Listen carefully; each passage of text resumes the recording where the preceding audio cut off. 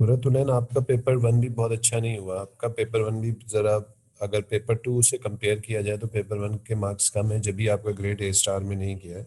All दो ए है, but still it is not a star. ठीक है। इसी तरीके से अब्बास साहब भी हैं।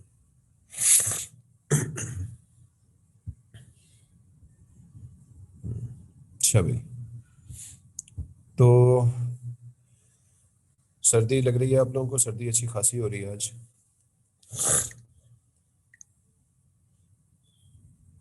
है भाई मुस्तकीम?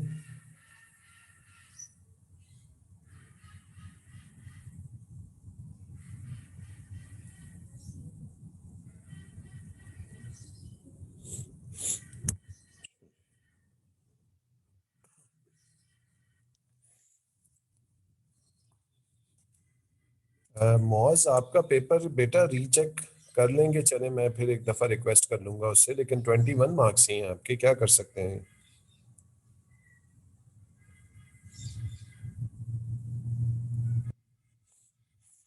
अच्छा जी, चलें एक दफा चेक कर लेते हैं आपका दोबारा से।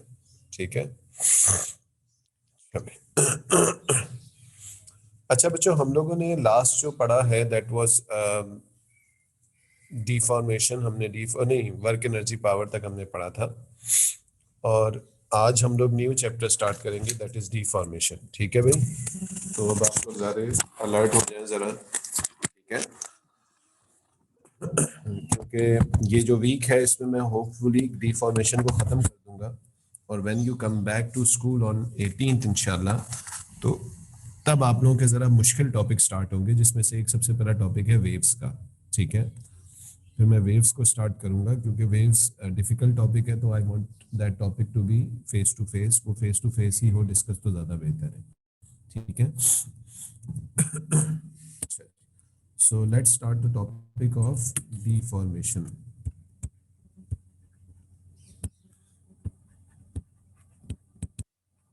डिफॉर्मेशन, ठीक है जी। तो डिफॉर्मेशन आप लोगों ने ओ लेवल्स में भी पढ़ा है। व्हाट इज डिफॉर्मेशन, जरा डिफाइन करेंगे? How can you define deformation? जी नुमान साहब, Usama, Noor, Ayesha, Femina, what is deformation?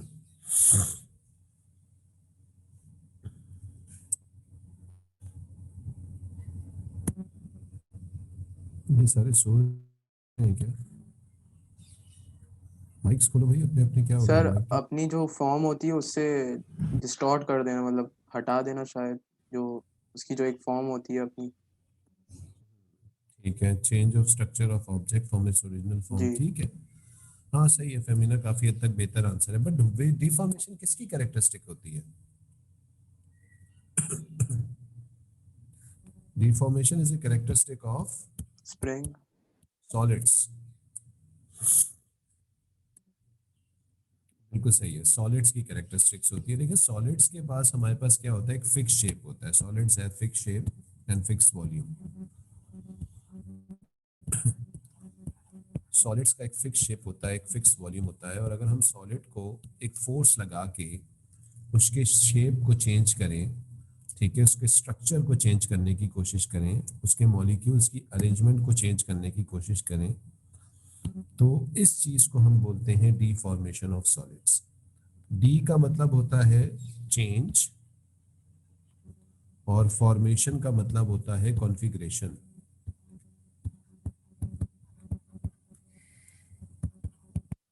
ठीक है, तो अगर हम किसी सॉलिड की चेंज इन कॉन्फ़िगरेशन करें, मॉलिक्यूल्स की कॉन्फ़िगरेशन में चेंज करें, ठीक है, या उसके शेप में चेंज करें, तो उस इस चीज को हम क्या बोलेंगे, डिफॉर्मेशन। ठीक है, और ये सिर्फ किसकी कैरेक्टरिस्टिक्स होती है, सॉलिड्स की, क्योंकि सॉलिड्स का शेप ही फिक्स्ड होता है।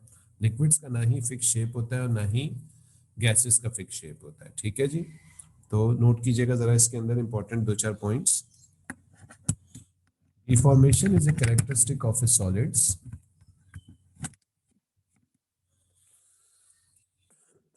Deformation is a characteristics of a solids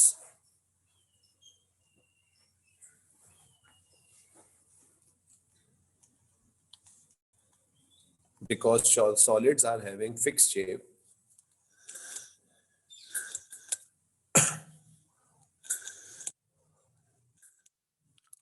because solids are having fixed shape,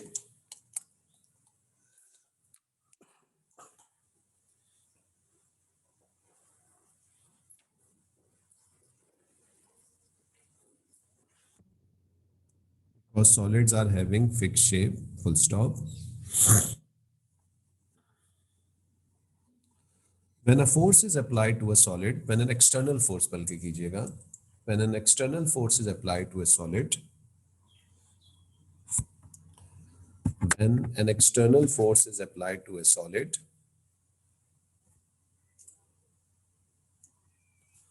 it changes its configuration of molecules. When an external force is applied to a solid, and it changes the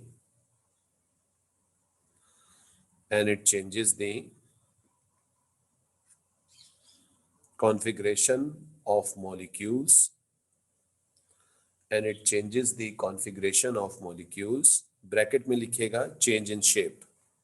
Simply हम इसको क्या कह सकते हैं, change in shape. Changes the configuration of molecules, bracket में change in shape.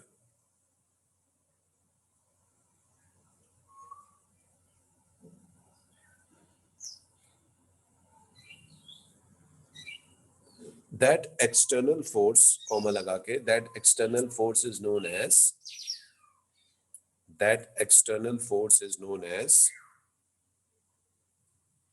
deforming force. That external force is known as deforming force. लिख लिया यहां तक है भाई? एहसन, चांदनी, जी सर, हो गया।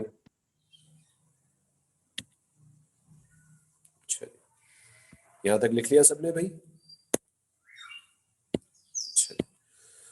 तो डिफॉर्मेशन क्या है? डिफॉर्मेशन एक सॉलिड्स की कैरेक्टरिस्टिक्स है, ठीक है, कि जब हम सॉलिड्स के ऊपर एक फोर्स लगाते हैं और वो फोर्स एक्सटर्नल होता है, सिस्टम के बाहर से लगता है, अंदर से नहीं लगता, तो वो फोर्स जो है वो ऑब्जेक्ट की शेप को चेंज करता है, ठीक है, उसकी कॉन्फ़िगरेशन को चेंज करता है मॉलिक्यूल्स की, और उस फोर्स का नाम हमने क्या रखा हुआ है? Deforming force.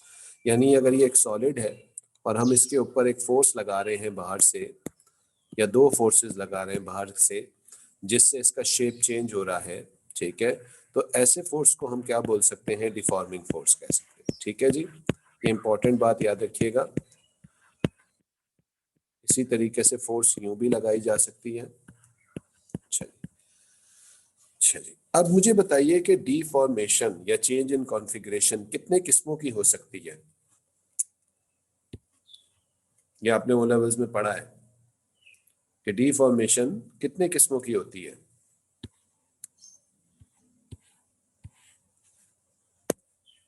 जी बिल्कुल सही है रियाज साहब, दो किस्म की होती है। कौन कौन सी होती है? एक होती है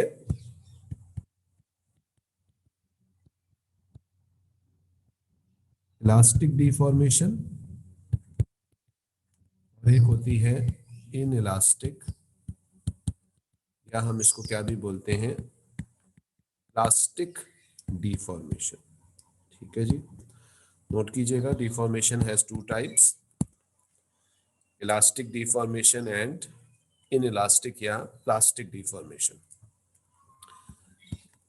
कोई एक्सप्लेन करेगा इलास्टिक और इन इलास्टिक डिफॉर्मेशन क्या होती है?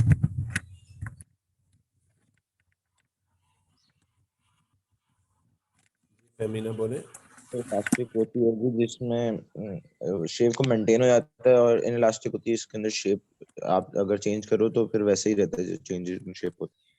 ठीक है, कोई और थोड़ा सा और बेहतर तरीके से एक्सप्लेन करेगा? सर इलास्टिक डिफॉर्मेशन रिवर्सिबल होती है और इनइलास्टिक नॉन रिवर्सिबल होती है, यानी जो डिफॉर्मेशन हो गई है वो वैसी की वैसी रहेगी और इलास्टिक में वापस से शेप मेंटेन कर लिया जाता है।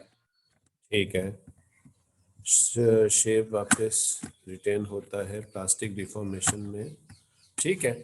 लेकिन ये बताइए कि डिफॉर्मेशन, इलास्टिक डिफॉर्मेशन में कब शेप जो है वो वापस वो ओरिजिनल शेप पे जाता है ऑब्जेक्ट?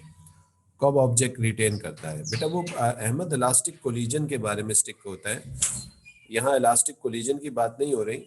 यहाँ पे हम लोग जो है वो ऑब्जेक्ट को डिफॉर्म कर रहे हैं, जैसे कि आपने ओ लेवल्स में पढ़ा है, बल्कि बहुत छोटी क्लासेस में 9th में जब आपने पहली बार साइंस पढ़ी थी, तो साइंस में आपने एक चीज पढ़ी थी फिजिक्स के पोर्शन में कि फोर्स के 3 कैरेक्टरिस्टिक्स होते हैं। फोर्स का पहला कैरेक्टरिस्टिक होता है कि ऑब्जेक्ट को एक्सेलरेट करता है, उसकी स्पीड को बढ़ाता है या कम करता है। दूसरा कैरेक्टरिस्टिक होता है वो स्पीड की सॉरी ऑब्जेक्ट की डायरेक्शन को चेंज करता है, ये सेकंड कैरेक्टरिस्टिक होता है फोर्स का। और तीसरा कैरेक्टरिस्टिक फोर्स का होता है वो किसी ऑब्जेक्ट को शेप को भी चेंज करता है। तो हमने भी अपने ए लेवल्स की फिजिक्स में भी अब देखें अगर आप गौर से, तो हमने टाइम टू टाइम यही चीजें सारी डिटेल में पढ़ी हैं। सबसे पहले हमने काइनेमेटिक्स में पढ़ा कि फोर्स जब लगती है तो एक्सेलरेशन होती है, डायनामिक्स और काइनेमेटिक्स में, तो ऑब्जेक्ट एक्सेलरेट करता है या डीसेलरेट होता है। फिर हमने उसके बाद फोर्सेस में चैप्टर में हमने पढ़ा कि जब फोर्स लगती है तो ऑब्जेक्ट के अंदर टर्निंग इफेक्ट भी बनता है, टर्निंग इफेक्ट ऑफ फोर्स भी होता है, ऑब्जेक्ट घूमता भी है। और अब हम उसका तीसरा कैरेक्टरिस्टिक पढ़ रहे हैं जिसको हम कहते हैं डीफॉर्मेशन, कि जब किसी ऑब्जेक्ट पे फोर्स लगता है तो उसकी शेप में, उसकी कॉन्फ़िगरेशन में चेंज आ जाता है। ठीक है जी। बहुत सारी चीजें लोगों ने बताई हैं कि जब रीशेप रीगेन होता है, जब ऑब्जेक्ट लिमिट से पहले पहले होता है, बहुत बिल्कुल सही है, सारी इस बातें बिल्कुल सही हैं। लेकिन हम बेसिक पॉइंट क्या बोलेंगे कि इलास्टिक डिफॉर्मेशन में जब हम ऑब्जेक्ट से डिफॉर्मिंग फोर्स को विड्रॉ करते हैं, इलास्टिक ऑब्जेक्ट से, या इलास्टिक डिफॉर्मेशन वो डिफॉर्मेशन होती है कि जब हम ऑब्जेक्ट से डिफॉर्मिंग फोर्स को विड्रॉ करते हैं तो ऑब्जेक्ट वापस अपनी ओरिजिनल शेप में या ओरिजिनल कॉन्फ़िगरेशन में आ जाता है। लेकिन इन इलास्टिक या प्लास्टिक डिफॉर्मेशन में ऑब्जेक्ट से जब हम लोग डिफॉर्मिंग फोर्स को विड्रॉ करते हैं तो ऑब्जेक्ट अपनी ओरिजिनल शेप पे वापस नहीं आता है। तो इस तरीके से हम लोग इसको इलास्टिक और प्लास्टिक डिफॉर्मेशन को राइट कर सकते हैं। जी ठीक है, मुस्तकीम साहब समझ में आ रहा है या सो रहे हैं आप? जी सर, आ रहा है थोड़ा थोड़ा। थोड़ा थोड़ा आ रहा है, ठीक है जी। लिखिएगा इलास्टिक डिफॉर्मेशन में इन इलास्ट, बल्कि इन इलास्टिक नहीं लिखिएगा, for elastic deformation, for elastic deformation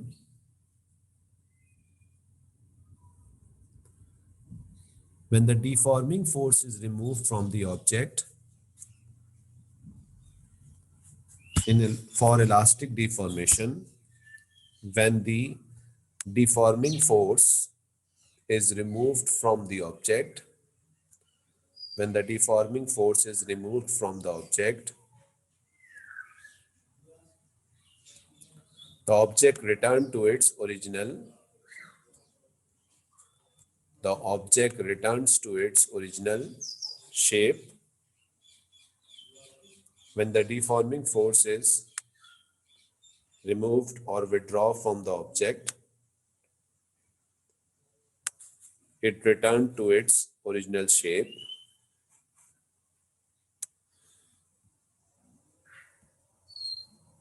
ठीक है। For plastic deformation,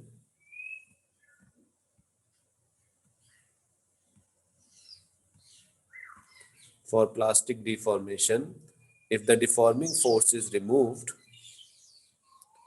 for plastic deformation, if the deforming force is removed, the object will not return to its original shape.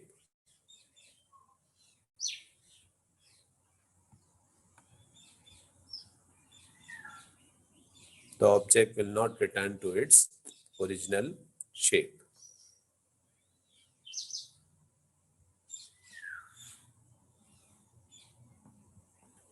ठीक है भाई, copy हो गया यहाँ तक?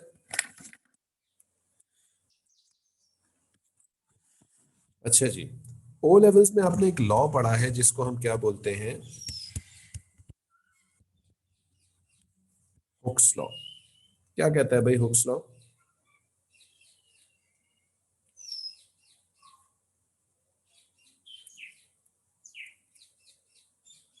What is Hooke's law?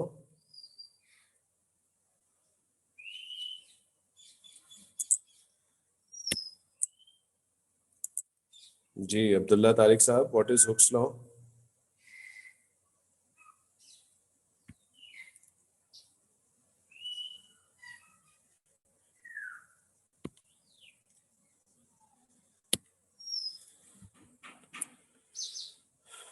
Ji Zara Urooj Yarif, hooks law क्या होता है भाई? तकदीस।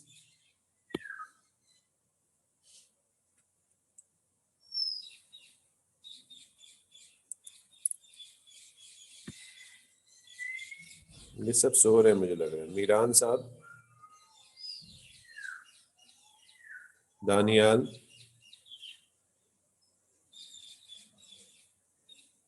अजान शुएब, सारिम। सर यही होता है ना कि फोर्स अप्लाई करते हैं तो उससे एक एक्सटेंशन होती है। फोर्स अप्लाई करते हैं तो इससे एक्सटेंशन होती है, मतलब कैसे हम उसको डिफाइन करते हैं वर्डिंग्स में? सर लेंथ का एक्सटेंशन डायरेक्ट प्रोपोर्शनल है। जो बिल्कुल सही फोर्स है। फोर्स, कांस्टेंट होता है और फिर हाँ, एक डिस्टेंस कांस्टेंट को मल्टीप्लाई करके फोर्स पता चल जाती है। Force is directly proportional to distance नहीं होता, force is directly proportional, extension is directly proportional to force होता है, ठीक है। लेकिन हम इसको इस तरीके से डिफाइन करते हैं,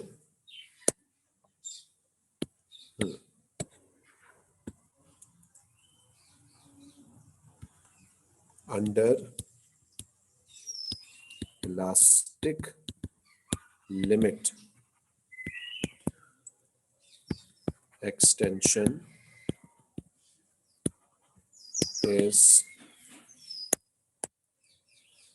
directly proportional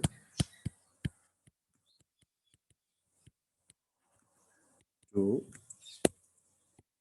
load। लोड का मतलब क्या होता है? फोर्स, ठीक है जी। तो under elastic limit extension is directly proportional to load. इसका मतलब है कि हुक्स लॉ सिंपल किस ऑब्जेक्ट्स के लिए लगता है? इलास्टिक ऑब्जेक्ट्स के लिए या इन इलास्टिक ऑब्जेक्ट्स के लिए भी लगता है?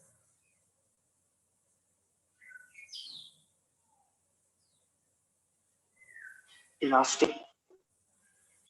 इलास्टिक ऑब्जेक्ट्स के लिए लगता है।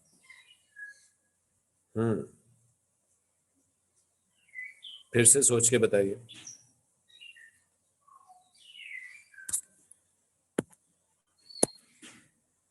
बोथ के लिए अप्लाई हो सकता है, बिल्कुल सही है फेमिना, बोथ के लिए हम इसको अप्लाई कर सकते हैं, ठीक है।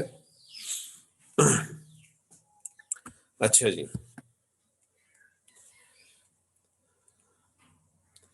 देखिए हमने जो इलास्टिक डिफॉर्मेशन पढ़ी है, इलास्टिक डिफॉर्मेशन में ऑब्जेक्ट की एक इलास्टिक लिमिट होती है, ठीक है जी। हम जब एक ऑब्जेक्ट को खींचते हैं तो उसकी एक इलास्टिक लिमिट होती है, ठीक है। और हम इलास्टिक लिमिट के अंदर रहते रहते जब तक हम ऑब्जेक्ट के ऊपर फोर्स लगाएंगे तब तक उसके अंदर क्या होती जाएगी? एक्सटेंशन होती जाएगी, ठीक है जी। जितनी ज्यादा हम फोर्स लगाएंगे उसमें उतनी ही ज्यादा एक्सटेंशन होती जाएगी। जैसे सबसे कॉमन इलास्टिक ऑब्जेक्ट्स की अगर हम एग्जांपल लें तो इलास्टिक ऑब्जेक्ट्स जो हैं वो क्या होता है? सबसे कॉमन एक स्प्रिंग होता है, ठीक है जी। ये हमारे पास एक स्प्रिंग है, ठीक है। हमने इस स्प्रिंग का अपना weight, the weight of the spring is consider negligible. इसको हमने एक फिक्स्ड एंड से अटैच किया, ठीक है। और ये जो है ये इस वक्त इस स्प्रिंग की लेंथ है। This is the length of the spring right now, ठीक है। क्या करते हैं जनाब हम इसके ऊपर? हुक्स लॉ ये सिंपली कहता है कि आप जब इसके ऊपर एक लोड लगाते हैं, एक फोर्स लगाते हैं, लेट से हमने किस पे एक वेट अटैच किया, ठीक है, दिस इज वेट या लोड। तो हमने क्या नोटिस किया कि इस स्प्रिंग में थोड़ी सी क्या हुई है? चेंज इन लेंथ हुई है,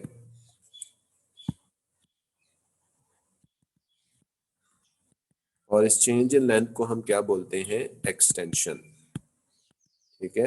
एक्सटेंशन के लिए हम दो सिंबल्स बना सकते हैं, या तो चेंज इन लेंथ के लिए हम सिंबल बना सकते हैं डेल्टा एल, या एक्सटेंशन अगर आप इसको बोल रहे हैं तो उसके लिए हम क्या सिंबल बनाते हैं? एक्स, ठीक है जी। तो हमने इस पे लोड लगाया, फोर्स लगाई, वेट लगाया, तो इसके अंदर क्या हुई? एक्सटेंशन हुई, ठीक है जी। अगर हम ये लोड और ज्यादा बढ़ाएंगे, अगर ये लोड हम इंक्रीज करेंगे तो हम क्या नोटिस करेंगे कि इसके अंदर एक्सटेंशन भी क्या होती जाएगी, इंक्रीज होती जाएगी। लेकिन ये कहानी कब तक चलेगी, जब तक आप इलास्टिक लिमिट के अंदर अंदर होंगे। यानी अगर हम और लोड लगाएं इसमें तो हम क्या नोटिस करेंगे कि इसके अंदर एक्सटेंशन जो है वो और बढ़ेगी। यानी पहले अगर एक्सटेंशन x थी, अब और एक्सटेंशन x हो गई अगर हमने इक्वल लोड लगाया है, ठीक है। यानी हमने पहले अगर w लगाया था तो अब हमने कितना लगाया है, 2w, तो एक्सटेंशन अब कितनी हो जाएगी, 2x हो जाएगी, ठीक है, टोटल एक्सटेंशन। यानी लीनियरली हमारे पास अगर हम लोड इंक्रीज करेंगे लीनियरली तो एक्सटेंशन भी हमारे पास लीनियरली इंक्रीज होती जाएगी, ठीक है। और हमारे पास ये जो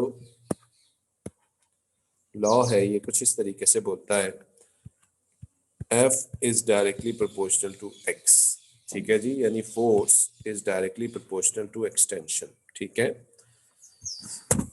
जब दो क्वांटिटीज डायरेक्टली प्रोपोर्शनल होती हैं तो इनका जो ग्राफ बनता है वो कुछ यूं बनता है, x और f, और उसका जो ग्राफ होगा that will be in straight line and passing through the origin. Directly proportional के लिए शर्त यही होती है कि दोनों का ग्राफ स्ट्रेट लाइन में हो और पासिंग थ्रू दी ओरिजिन, ठीक है। फोर्स नॉर्मली न्यूटन में ली जाती है, एक्सटेंशन क्योंकि बहुत कम होती है तो मीटर्स में भी ली जा सकती है या सेंटीमीटर्स में भी लेके जा सकती है, ठीक है। अच्छा, इसी तरीके से जब हम यहाँ से ये फोर्स प्रोपोर्शनलिटी का साइन हटाते हैं तो एक कांस्टेंट आता है k, यानी हमारे पास होता है F इज इक्वल टू के x. This is the equation of Hooke's law, जिसमें जो k है दैट इज इलास्टिक या स्प्रिंग कांस्टेंट, ठीक है जी। इसको नोट कर लीजिए जरा। कोई क्वेश्चन पूछना है किसी ने, पूछ लीजिए।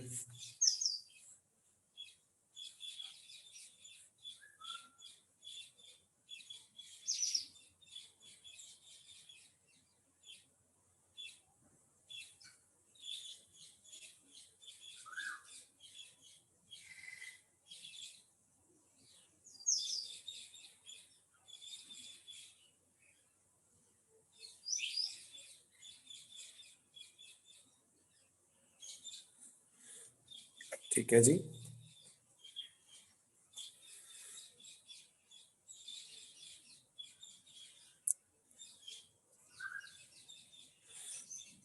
किसी ने कोई क्वेश्चन करना है भाई इसके अंदर?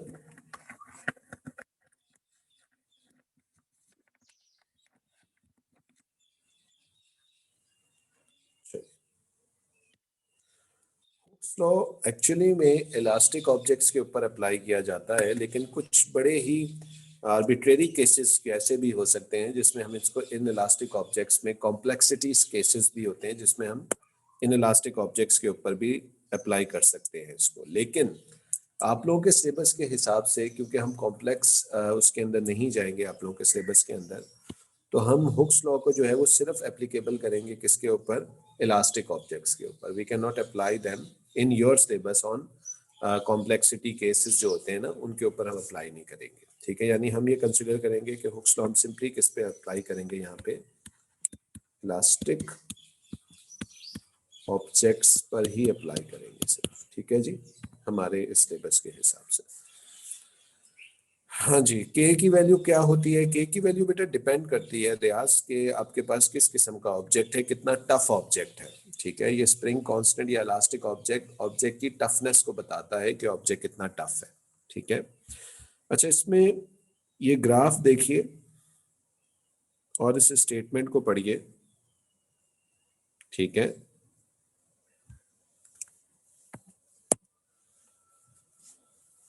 जी, स्प्रिंग कांस्टेंट का क्या है यूनिट होगा, बिल्कुल सही है बेटा। स्प्रिंग कांस्टेंट का यूनिट हम अभी बना लेते हैं, k is equal to F upon X, यानी इसका यूनिट होगा न्यूटन पर मीटर, ठीक है, न्यूटन पर मीटर।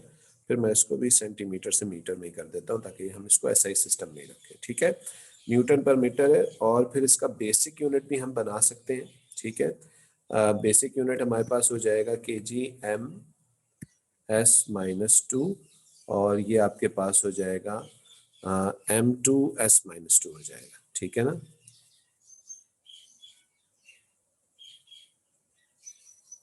क्योंकि न्यूटन का जो यूनिट होता है वो पता है kg ms -2 और ये m -1 है, ठीक है।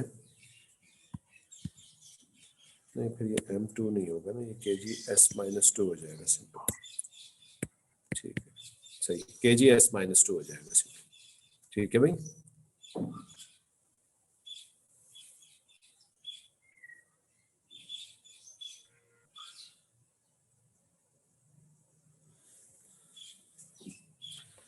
तो स्प्रिंग कांस्टेंट का यूनिट होगा kg s -2, ठीक है भाई, ये इसका बेसिक यूनिट हो जाएगा और ड्राइव यूनिट हम इसका न्यूटन पर मीटर रखेंगे, ठीक है जी। अच्छा जी, अच्छा मुझे एक बात बताइए, क्या ये मैंने ग्राफ इस स्टेटमेंट के हिसाब से सही बनाया है कि extension is directly proportional to load?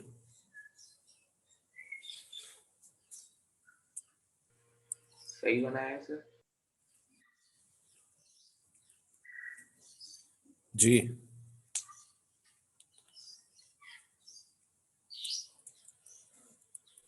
Ji sir, force increase हो रहा है, एक्सटेंशन भी इंक्रीज हो रही है। फोर्स भी इंक्रीज हो रहा है, एक्सटेंशन भी इंक्रीज हो रही है, एक्सिस अपोजिट होने चाहिए। जी फहमीना बिल्कुल सही कह रही हैं आप, एक्सिस अपोजिट होने चाहिए, बिल्कुल सही कह रही हैं फहमीना। देखें फहमीना ने जो बात की है और बिल्कुल सही बात की है, देखें बुक ये कह रहा है कि एक्सटेंशन इंडिपेंडेंट है या डिपेंडेंट है, मुझे पहले ये बताइए। उस स्टेटमेंट में एक्सटेंशन को इंडिपेंडेंट कह रहा है या डिपेंडेंट कह रहा है? डिपेंडेंट। डिपेंडेंट कह रहा है, ठीक है। तो डिपेंडेंट वेरिएबल कभी भी जो है वो एक्स एक्सिस पे नहीं आता,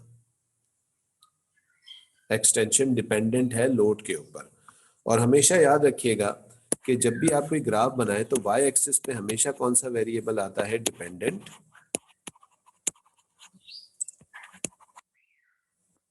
ठीक है, और एक्स एक्सिस पे क्या आएगा? डिपेंडेंट, इंडिपेंडेंट, ठीक है जी। अच्छा लेकिन आप लोग, अच्छा ओ लेवल्स में भी अगर आप याद प्रैक्टिकल ना, हाँ नहीं होगा, अगर आप ओ लेवल्स में भी याद करो बच्चों, तो ओ लेवल्स के अंदर भी आप लोगों को अगर याद हो तो हमें जब ग्राफ मिलता था तो हमें ग्राफ फोर्स एक्स एक्सिस पे मिलती थी और एक्सटेंशन या लेंथ, नॉर्मली लेंथ भी होती थी, एक्सटेंशन वाई एक्सिस पे होती थी, ठीक है। तो यहाँ पे मैंने फोर्स को वाई एक्सिस पे क्यों रखा है और एक्सटेंशन क्यों एक्स एक्सिस के ऊपर रखा है? कोई इसका रीजन देगा मुझे? जी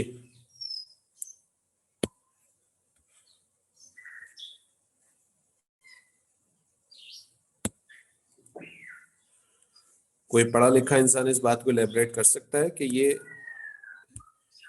ताकि ओरिजिन से स्टार्ट हो गया ग्राफ। इलास्टिक ऑब्जेक्ट्स में ऑलरेडी एक्सटेंशन होती है? नहीं नहीं। क्या सर? मेरा सवाल ये है कि मैं ये कह रहा हूं कि एक्सटेंशन डायरेक्टली प्रोपोर्शनल है फोर्स के या लोड के। जिस हिसाब से ये जो ए ग्राफ बनाया है, ग्राफ ओरिजिनली ऐसा होना चाहिए था, लेकिन मैंने जो ग्राफ बनाया है वो ये बनाया है, बी वाला ग्राफ बनाया है, ठीक है। पहले तो बात ये है कि ये दोनों ग्राफ्स ठीक है, दोनों ग्राफ सही है, लेकिन ये बताइए कि फिर बी वाला ग्राफ बना क्यों है, क्यों बनाया गया है बी वाला ग्राफ? ये किस चीज को रिप्रेजेंट कर रहा है, किस फोर्स को रिप्रेजेंट कर रहा है? कांस्टेंट को, के को।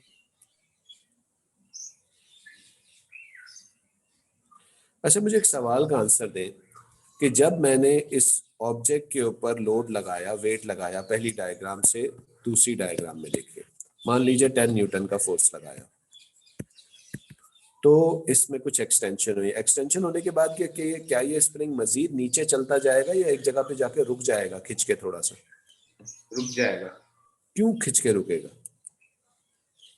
लिमिट आ जाएगी सर। लिमिट आ जाएगी? नहीं, लिमिट तो अभी लिमिट ऑफ प्रोपोर्शनलिटी तो आई नहीं है सर जो उसकी वहाँ पे डिफॉर्मेशन वो अपने सर शेप में वापस आने की जो फोर्स है वो कैंसिल आउट कर देगी वेट को। हाँ, अपोजिंग फोर्स उसको वेट को कैंसल आउट कर देगी। उस अपोजिंग फोर्स का नाम क्या होता है? डिफॉर्मेशन। नहीं, डिफॉर्मिंग फोर्स है, रिएक्शनल फोर्स। क्या बोलते हैं उस रिएक्शनल फोर्स को? नॉर्मल। नहीं, टेंशन। टेंशन। जब आप इस स्प्रिंग को खींचेंगे तो ये स्प्रिंग खींचने की वजह से अपने अंदर क्या डेवलप करेगा? टेंशन फोर्स डेवलप करेगा, जो कि एक रिएक्शनल फोर्स है। अभी किसी ने भी बोला था कि जी सर वो रिएक्शनल फोर्स है, बिल्कुल सही है, एक्शन होगा तो रिएक्शन होगा। अब ये बताइए कि जितनी ज्यादा एक्सटेंशन करेंगे क्या उतनी ही ज्यादा टेंशन बढ़ती जाएगी? जैसे कि अगर डायग्राम 2 में पूछूं तो मैं बोलूंगा टेंशन और वेट बराबर हो गए हैं जब भी ऑब्जेक्ट रुक गया है। थर्ड डायग्राम में अगर मैं आपसे बोलूं कि अगर वेट को मैंने 20 न्यूटन कर दिया तो अब अगर ये रुका है तो टेंशन कितनी होगी? 20 न्यूटन ही होगी, तभी कैसे कर रहे? बिल्कुल सही है। तो इसका मतलब है कि जितनी ज्यादा एक्सटेंशन करोगे उतनी ज्यादा टेंशन फोर्स डेवलप होती जाएगी। क्या ग्राफ भी इस बात को एक्सप्लेन नहीं कर रहा?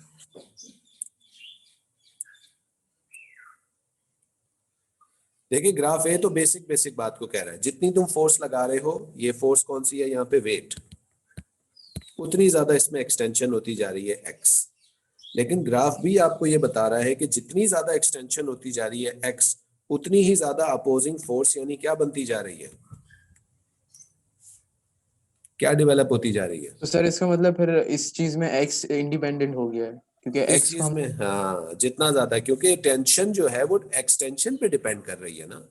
अगर टेंशन का फोर्स बनाना है तो पहले क्या करनी पड़ेगी, एक्सटेंशन करनी पड़ेगी ना आपको। जी ठीक है, तो याद रखिएगा ये दोनों किस्म के ग्राफ आपको नजर आएंगे पेपर में, और आपको आइडेंटिफाई करना है। अगर आपको एक्स एक्सिस पे फोर्स गिवन है तो वो यकीनन एक्सटर्नल फोर्स होगी, जो सिस्टम में बाहर से हमने लगाया, जैसे कि ऑब्जेक्ट पे लोड लगाया हमने। लेकिन अगर वाई एक्सिस के ऊपर होगा टेंशन, वो फोर्स जो है, तो वो यकीनन टेंशन फोर्स यानी इंटरनल फोर्स होगी। इंटरनल फोर्स जो कि सिस्टम के अंदर बनी होगी, टेंशन रिएक्शनल फोर्स।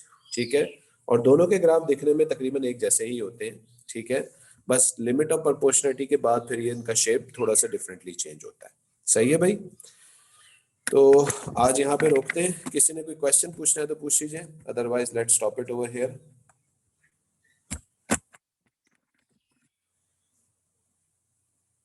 चलो,